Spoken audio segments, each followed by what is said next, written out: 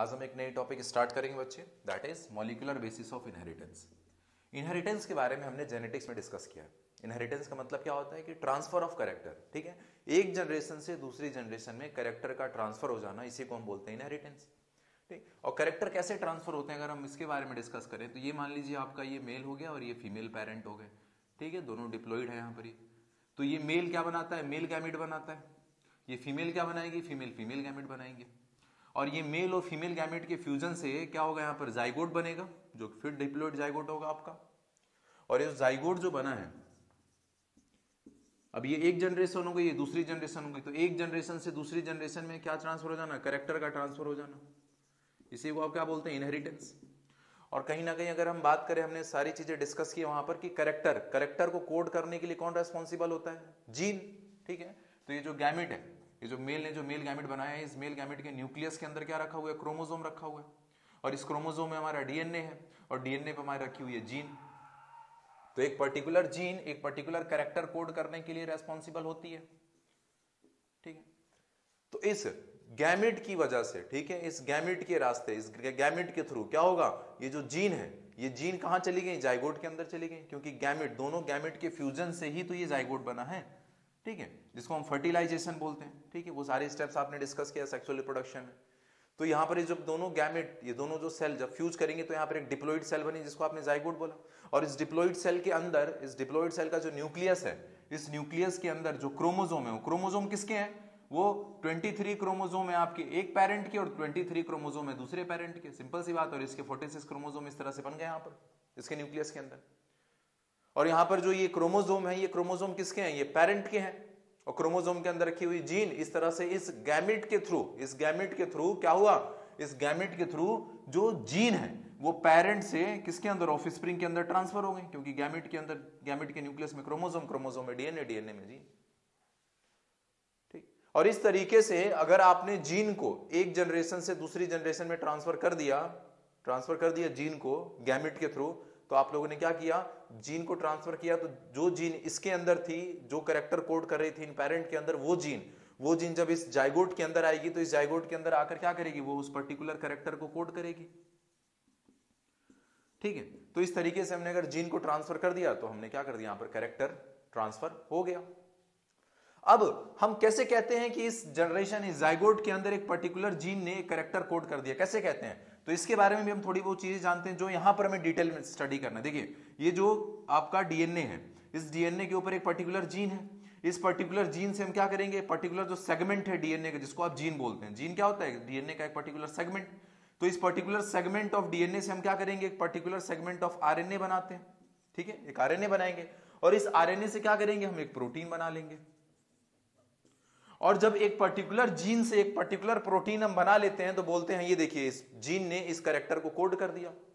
वो जीन जिस प्रोटीन को बनाती है उसके हिसाब से वो पर्टिकुलर कैरेक्टर वो कोड करती है। यानी कैरेक्टर को कोड करने का मतलब क्या हुआ, प्रोटीन बना देना। और ये जो जीन ने जो प्रोटीन यहां पर बना दिया बच्चे, इसी को हम बोलते हैं एक्सप्रेशन ऑफ द जीन। क्या बोलते हैं इसको, एक्सप्रेशन ऑफ द जीन, कि इस जीन ने क्या कर दिया, एक्सप्रेस कर दिया, अपने आप को एक्सप्रेस कर दिया। तो यहां पर हमें इसी चीज के बारे में डिस्कस करना है, जीन एक्सप्रेस कैसे करती है, क्योंकि जब ये जीन एक्सप्रेस करेगी तभी आप बोलोगे हाँ हमें कैरेक्टर मिल गया, तब आप बोलोगे कि कैरेक्टर ट्रांसफर हुआ है। जब तक आपको ये कैरेक्टर नहीं दिखेगा इस जाइगोट के अंदर, एक particular phenotypic expression, height, colour, जो भी चीजें अगर वो नहीं दिखेंगी तो आप कैसे कहोगे कैरेक्टर ट्रांसफर हुआ है। और वो पर्टिकुलर कैरेक्टर कैसे एक्सप्रेस हो रहा है, कैसे वो कैरेक्टर कोड कर रही है जीन, तो उस पर्टिकुलर सेगमेंट ऑफ डीएनए, जिसको आप जीन कहते हो, पहले उससे आरएनए बनता है और आरएनए से फिर प्रोटीन बनती है। और जब ये प्रोटीन बनती है तब हम कहते हैं कि हाँ देखो, इस जीन ने कैरेक्टर कोड कर दिया, एक आपको एक पर्टिकुलर फिनोटाइपिक एक्सप्रेशन दे दिया। तो इस चैप्टर में हमें इसी मैकेनिज्म के बारे में डिस्कस करना है कि किस तरीके से हम इस डीएनए से आरएनए बनाएंगे और किस तरीके से फिर इस आरएनए से प्रोटीन को बनाते हैं। इसी चीज के बारे में हमें यहां पर इस चैप्टर में डिस्कस करना है। और इस इनहेरिटेंस के पीछे, इस ट्रांसफर के पीछे, जो कैरेक्टर का ट्रांसफर हो रहा है, इसके पीछे जो बायोमोलिक्यूल कंपाउंड था, उसको सबसे पहले हमारे फ्रेडरिक मेंशर साहब ने बच्चे डिस्कवर किया 1869 में। और कहां से डिस्कवर किया इसको, from the nucleus of the pus cell of owl. तो आउल के, ठीक है, पस सेल का जो न्यूक्लियस था उससे उन्होंने बच्चे ये आइसोलेट किया, डिस्कवर किया जो बायोमोलिक्यूल कंपाउंड था, जिसकी वजह से ये कैरेक्टर ट्रांसफर हो रहा है from one generation to another generation. और इन्होंने क्या नाम दिया उसे, इन्होंने उस बायोमोलिक्यूल जो कंपाउंड है उसको नाम दिया न्यूक्लिन। ठीक है, उस कंपाउंड को उन्होंने नाम दिया न्यूक्लिन।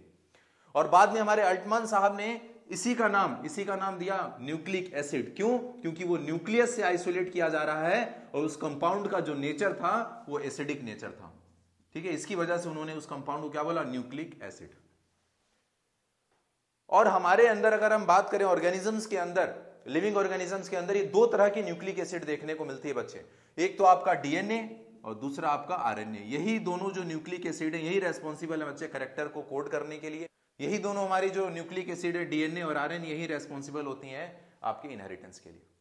ठीक है, क्योंकि हमें पता है, अब आपको बहुत क्लियर कट सारी चीज पता है कि हाँ इसी डीएनए के पर्टिकुलर सेगमेंट को हम बोलते हैं जीन, और वही जीन रेस्पॉन्सिबल होती है पर्टिकुलर कैरेक्टर को कोड करने के लिए।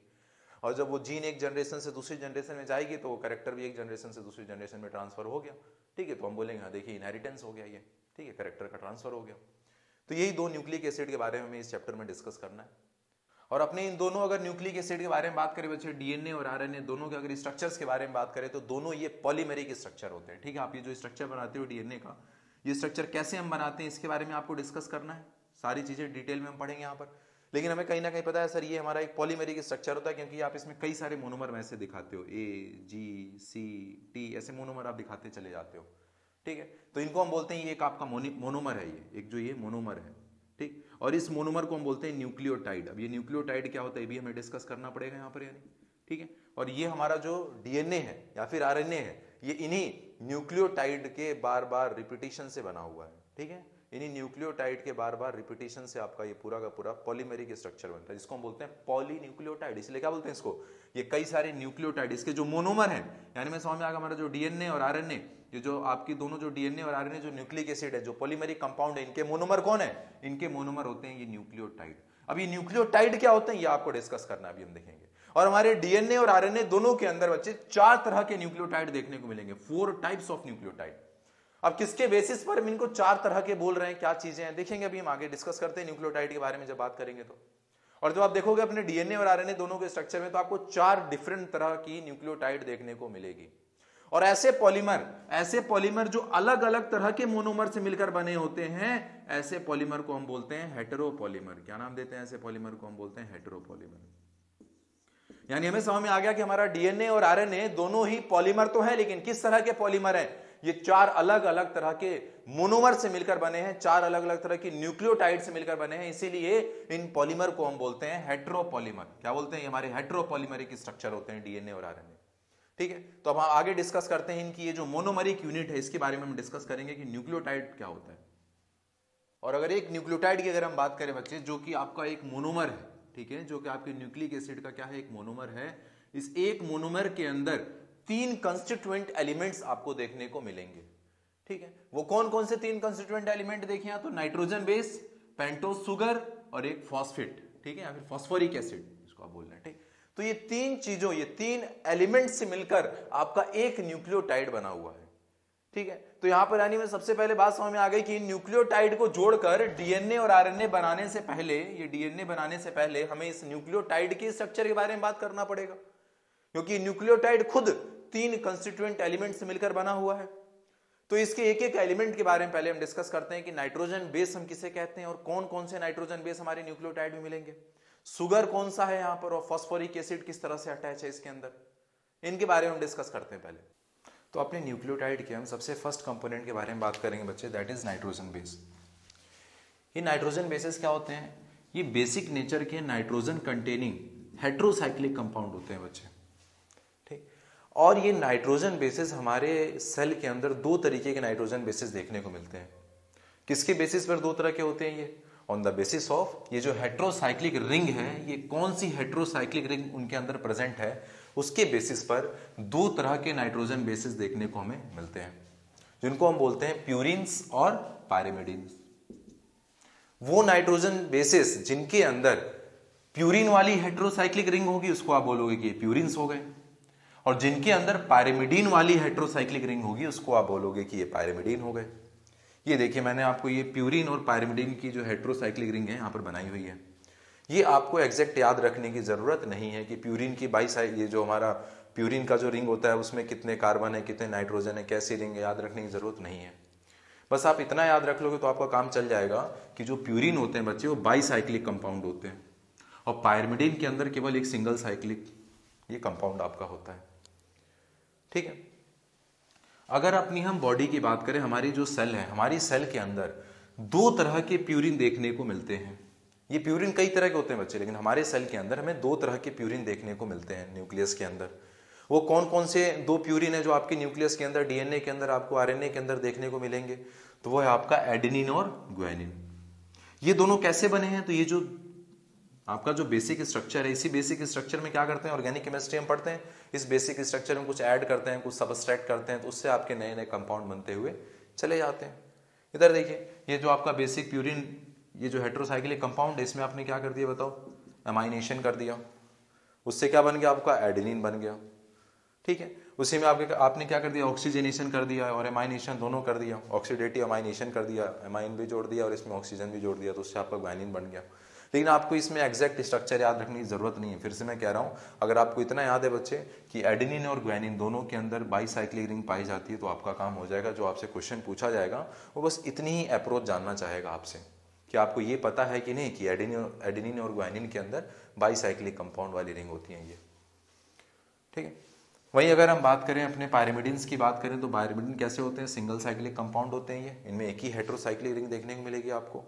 और ये कितने तरह के पायरिमिडिन हमारी सेल में देखने को मिलेंगे बच्चे? तो हमारे जो न्यूक्लियस है, हमारे जो आरएनए और डीएनए, उनमें 3 तरह के ये नाइट्रोजन बेसिस देखने को मिलते हैं आपको। 3 तरह की पायरिमिडिन देखने को मिलती हैं।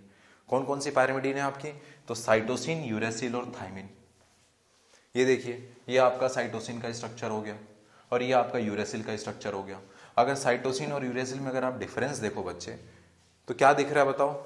साइटोसिन से यूरेसिल बनाने के लिए आपने क्या किया बताओ? ये एमाइन ग्रुप हटा दिया और उसी जगह पर आपने ऑक्सीजन जोड़ दिया। तो ऑक्सीजन का जोड़ना मतलब क्या? ऑक्सीडेशन करना किसी का। और एमाइन का हटा देना मतलब क्या? डी एमाइनेशन। एमाइन का एडिशन एमाइनेशन, एमाइन का हटा देना डी एमाइनेशन। तो अगर आप साइटोसिन का क्या कर दोगे, साइटोसिन का अगर आप ऑक्सीडेटिव डी एमाइनेशन कर दो, तो उससे क्या बन जाएगा? आपका यूरेसिल बन जाएगा। ठीक है, और यूरेसिल और ये आपका रहा थाइमिन। यूरेसिल और थाइमिन में देखो क्या लिख रहा है आपको, लगभग एक ही जैसी रिंग है, लेकिन क्या डिफरेंस है कि यहाँ पर आपका जो ये 5th पोजीशन है, यहाँ पर ये 5th पोजीशन जो है आपका, 5th पोजीशन पर आपने क्या किया है, एक मिथाइल ग्रुप ऐड कर दिया है। देखो, मिथाइल ग्रुप आपने ऐड कर दिया। तो 5th पोजीशन पर आपने मिथाइल ग्रुप ऐड कर दिया यूरेसिल में, तो आपका क्या बन गया? थाइमिन बन गया। इसलिए इसको हम बोलते हैं 5 मिथाइल यूरेसिल, 5 मिथाइल यूरेसिल। और जब अभी हम अपना पॉलीमेरिक स्ट्रक्चर देखेंगे डीएनए और आरएनए का, तो वहां पर आप देखोगे कि आपके डीएनए के अंदर ये यूरेसिल नहीं प्रेजेंट होगा और आरएनए में ये थाइमिन नहीं प्रेजेंट होगा। तो थाइमिन कहाँ मिलेगा आपको? डीएनए में मिलेगा केवल। और ये यूरेसिल कहाँ मिलेगा? ये आपको ओनली इन आरएनए दिखाई देगा, जो 2 तरह के न्यूक्लिक एसिड आपको पढ़नी है उनमें। ठीक है, अब इसके बाद हम पढ़ेंगे अपना दूसरा जो कंपोनेंट है न्यूक्लियोटाइड का, दैट इज पेंटोस शुगर। हमारे न्यूक्लियोटाइड का दूसरा जो कंपोनेंट है बच्चे, वो था शुगर। और शुगर की बात करें तो कौन सा शुगर पाया जाता है हमारे न्यूक्लियोटाइड के अंदर बच्चे? तो पेंटोस शुगर। पेंटोस शुगर का मतलब क्या? 5 कार्बन वाला शुगर पाया जाता है हमारे न्यूक्लियोटाइड के अंदर। और 2 तरह के पेंटोस शुगर देखने को मिलते हैं आपके आरएनए के अंदर, अलग पेंटोस शुगर मिलेगा आपको, और डीएनए के अंदर, डीएनए के जो न्यूक्लियोटाइड है उनके अंदर आपको अलग ही पेंटोस शुगर देखने को मिलेगा। और यही जो शुगर है बच्चे, ये सबसे बड़ा डिफरेंस क्रिएट कर देता है आपको डीएनए और आरएनए के जो मोनोमर्स हैं उनमें। ठीक है, देखो, एक आपका राइबोस, दूसरा है डीऑक्सीराइबोस। राइबोस का अगर स्ट्रक्चर देखें तो यहाँ में देखो बना रखा है ये 1st carbon, 2nd carbon, 3rd, 4th और ये 5th कार्बन, 5 कार्बन का शुगर है ये। ठीक, और यहाँ पर ये डीऑक्सीराइबोस, ये भी 5 कार्बन का शुगर है। 1 2 3 4 5। क्या डिफरेंस है इनमें? इन दोनों शुगर में क्या डिफरेंस है? तो आपको दिख रहा होगा बच्चे, जो 2nd कार्बन है, 2nd कार्बन में यहाँ पर OH है और यहाँ पर 2nd कार्बन पर क्या बताओ? केवल H है। ठीक है, तो डीऑक्सीराइबोस में क्या होगा? 2nd पोजीशन पर ऑक्सीजन एब्सेंट होती है। ठीक, और यहाँ पर ये जो राइबोस शुगर है, यहाँ पर 2nd पोजीशन क्या मिलेगा आपको? हाइड्रोक्सिल ग्रुप मिलेगा। और इसी वजह से ये 2nd पोजीशन पर जो हाइड्रोक्सिल ग्रुप एक्स्ट्रा यहाँ पर प्रेजेंट है, इसकी वजह से आपका जो ये स्ट्रक्चर है वो लेस स्टेबल हो जाता है।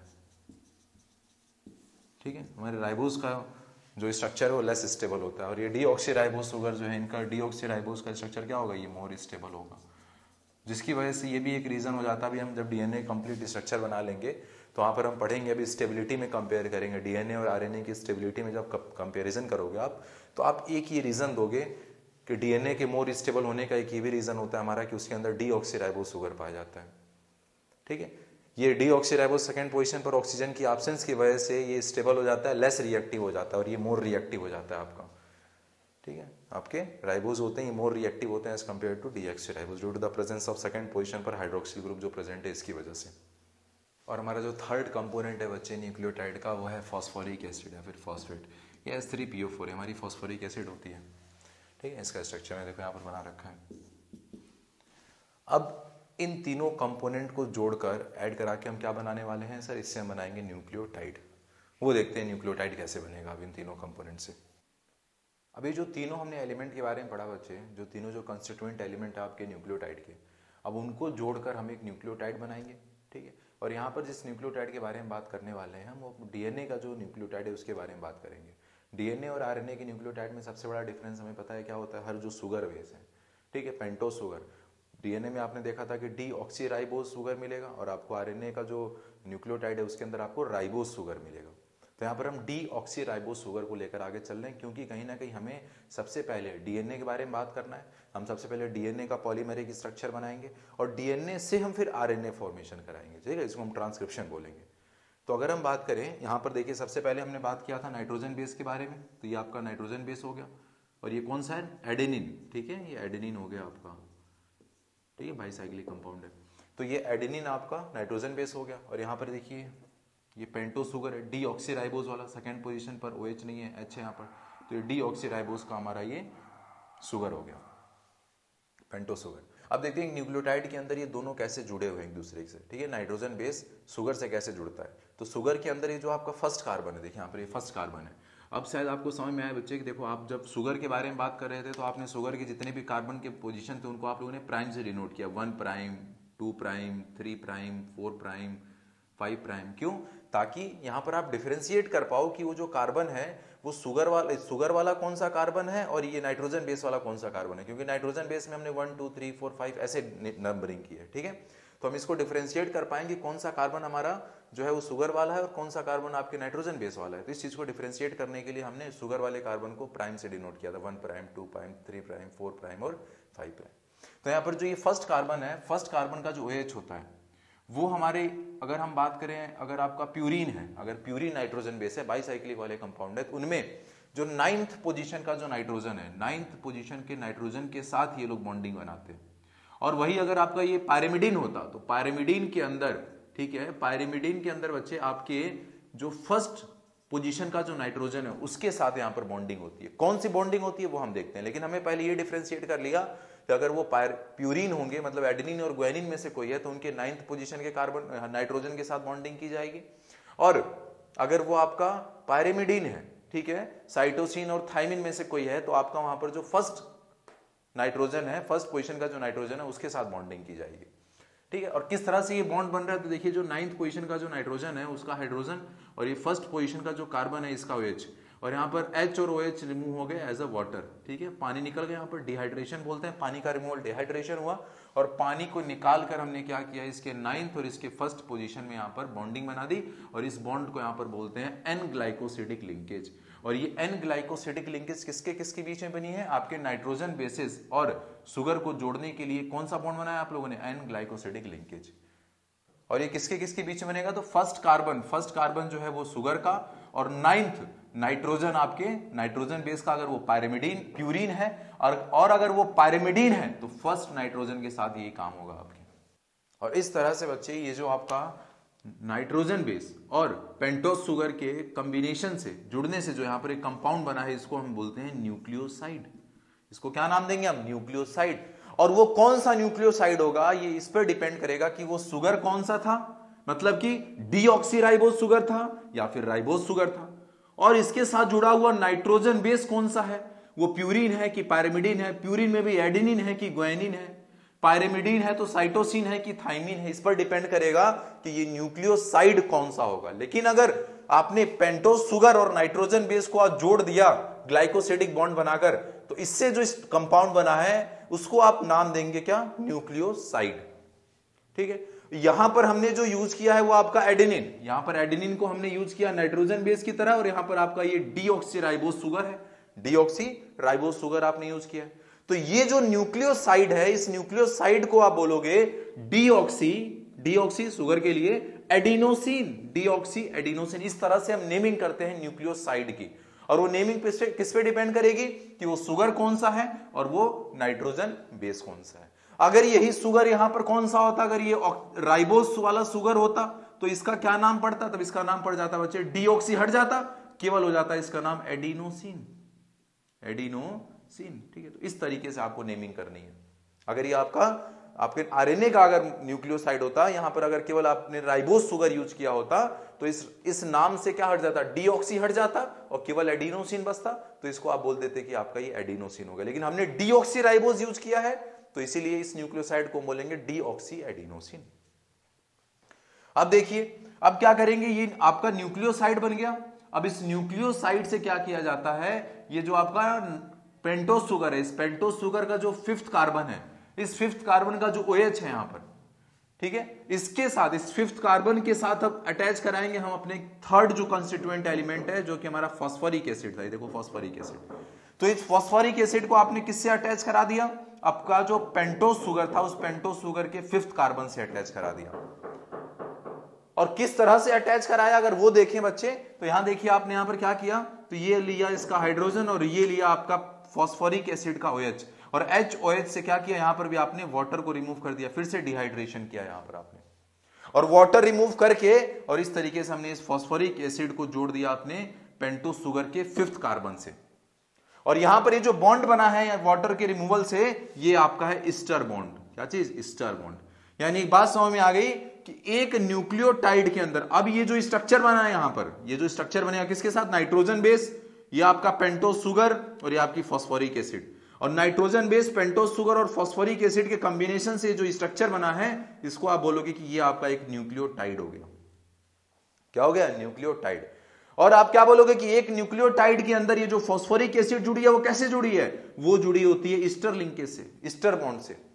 नाइट्रोजन बेस कैसा जुड़ा रहता है, तो नाइट्रोजन बेस इस पेंटोस शुगर से जुड़ा भाई एन ग्लाइकोसिडिक लिंकेज। इस तरीके से क्वेश्चन आएंगे इसके आपके। और ये न्यूक्लियोटाइड कौन सा होगा, ये डिपेंड करेगा कि ये नाइट्रोजन बेस कौन सा है और ये शुगर कौन सा है। और अभी आपने पढ़ा कि ये नाइट्रोजन बेस आपका एडेनिन था और आपका शुगर बेस पेंटोस शुगर, ये आपका पेंटोस जो शुगर है आपका, शुगर कौन सा था, डीऑक्सीराइबोज वाला शुगर था। और इस शुगर और नाइट्रोजन बेस के जुड़ने से अभी आपने क्या बनाया था, न्यूक्लियोसाइड बनाया था, और न्यूक्लियोसाइड को क्या नाम दिया था, डीऑक्सी एडिनोसिन। और इस डीऑक्सी एडिनोसिन में, इस न्यूक्लियोसाइड में क्या जोड़ दिया, केवल एक फॉस्फोरिक एसिड जोड़ा आपने, और इस फॉस्फोरिक एसिड के जुड़ते क्या बन गया, न्यूक्लियोटाइड बन गया। तो इस न्यूक्लियोटाइड को हम ये भी कह सकते हैं कि डीऑक्सी एडिनोसिन, डीऑक्सी एडिनोसिन मतलब ये, और मोनोफॉस्फेट, डीऑक्सी एडिनोसिन मोनोफॉस्फेट, एक फॉस्फोरिक एसिड जुड़ी है तो मोनोफॉस्फेट।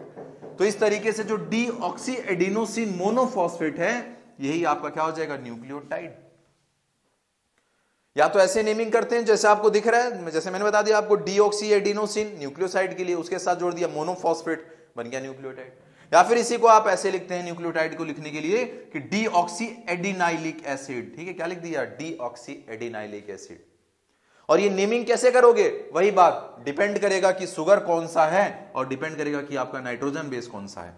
यही अगर यहां पर शुगर डीऑक्सी वाला ना होकर बल्कि आपका राइबोस शुगर होता तो क्या नाम देते आपको, राइबोस शुगर होता तो यहां पर आप एडिनोसिन लिखे रहते, पहले से एडिनोसिन लिखे रहते, और उस एडिनोसिन में क्या जोड़ देते, फॉस्फेट जोड़ देते, मोनोफॉस्फेट, तो एडिनोसिन मोनोफॉस्फेट, एडिनोसिन मोनोफॉस्फेट। तो ये एडिनोसिन मोनोफॉस्फेट अब किसका न्यूक्लियोटाइड बनता है, ये किसका मोनोमर बनता है, ये आरएनए का मोनोमर बनता है, क्योंकि इसके अंदर ये राइबोस शुगर आ जाता, डीऑक्सीराइबोस ना बल्कि राइबोस शुगर आ जाता।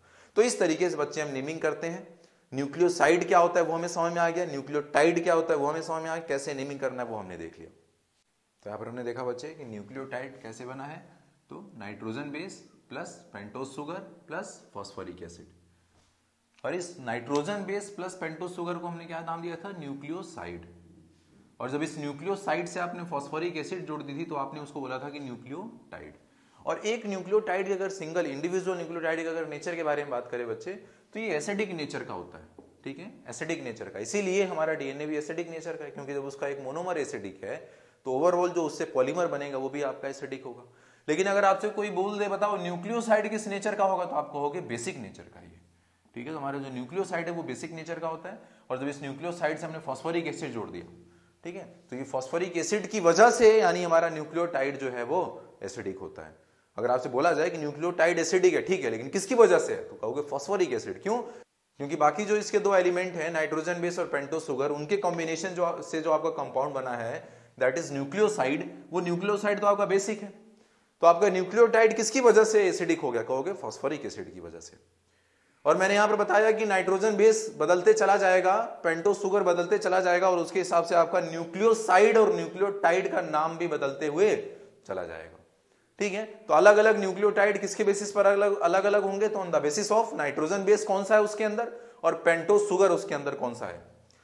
तो यहां पर देखिए कुछ मैंने यहां पर न्यूक्लियोटाइड और न्यूक्लियोसाइड के नाम लिखे हुए हैं। अगर हम बात करें नाइट्रोजन बेस, अगर आपका एडेनिन है एज ए नाइट्रोजन बेस, तो उस एडेनिन के साथ जब आप क्या जोड़ दोगे, अगर आपने उसके साथ जोड़ा है राइबोज शुगर, ठीक है, राइबोज शुगर जोड़ा है, तो इस नाइट्रोजन प्लस पेंटोस शुगर जो कि कौन सा राइबोज वाला है, तो इससे जो आपका न्यूक्लियोसाइड बनेगा वो न्यूक्लियोसाइड होगा आपका एडिनोसिन।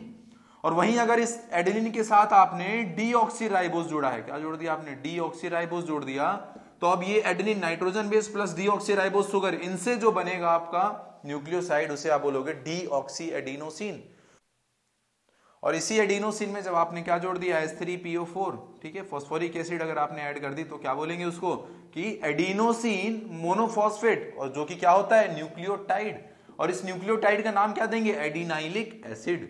ठीक है, और यही अगर आपने डीऑक्सी एडिनोसिन के साथ यही फॉस्फोरिक एसिड जोड़ दी, तो आप इसको नाम देंगे डीऑक्सी एडिनाइलिक एसिड। वहां एडिनाइलिक एसिड, ये डीऑक्सी एडिनाइलिक एसिड, और ये क्या है आपका डीऑक्सी एडिनाइलिक एसिड, आपका ये एक न्यूक्लियोटाइड हो गया।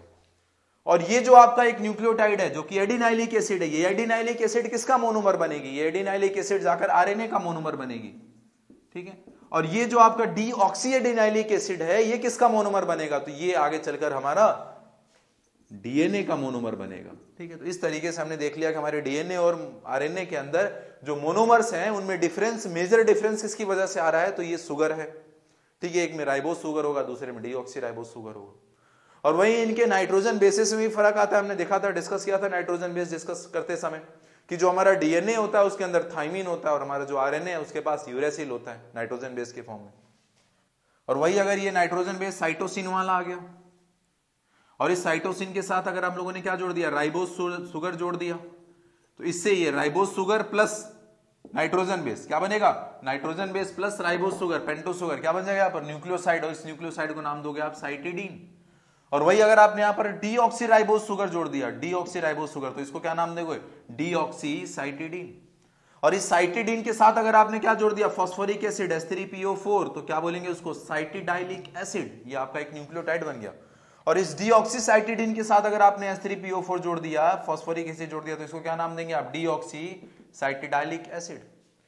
ठीक है, अब वही बात है, ये साइटिडाइलिक एसिड आपका मोनोमर बनेगा आरएनए का, और ये मोनोमर बनेगा आपके डीएनए का। यही अगर आपका अगर यूरेसिल है, यूरेसिल केवल और केवल किसमें मिलता है, आरएनए के अंदर मिलता है, पता है हमें। और ये यूरेसिल के साथ जब हम क्या जोड़ देंगे, राइबोज शुगर ही जोड़ोगे आप, यहाँ पर कोई ऑप्शन नहीं है आपके पास, क्योंकि ये केवल आपके आरएनए में ही मिलेगा आपको। तो यूरेसिल के साथ जब राइबोज शुगर जोड़ देंगे बोलेंगे यूरिडीन, और यूरिडीन के साथ जब एक फॉस्फोरिक एसिड जोड़ देंगे तो इसको बोलोगे आप यूरिडाइलिक एसिड। अब यूरिडाइलिक एसिड एक मोनोमर हो गया हमारे किसका, ये आपके आरएनए का मोनोमर हो गया, न्यूक्लियोटाइड हो गया ये। इसी तरीके से थाइमिन है, थाइमिन केवल आपको डीएनए के अंदर मिलेगा, तो थाइमिन के साथ केवल हमें डीऑक्सीराइबोज को जोड़ना है, तो डीऑक्सीथाइमिडीन बनेगा। डीऑक्सीथाइमिडीन के साथ जब फॉस्फोरिक एसिड जोड़ देंगे, H3PO4 यहाँ पर जोड़ देंगे, तो ये बन जाएगा आपका डीऑक्सीथाइमिडाइलिक एसिड, जो कि मोनोमर है आपका एक डीएनए का। और अब इन मोनोमर्स को जोड़कर हम अपना पॉलीमर बनाएंगे, और सबसे पहला जो पॉलीमर हम बनाने वाले हैं वो है डीएनए। ठीक है, तो इन न्यूक्लियोटाइड को जोड़कर अपने डीएनए को बनाएंगे। ठीक है, और फिर डीएनए से आरएनए कैसे बनता है उसके बारे में डिस्कस करेंगे।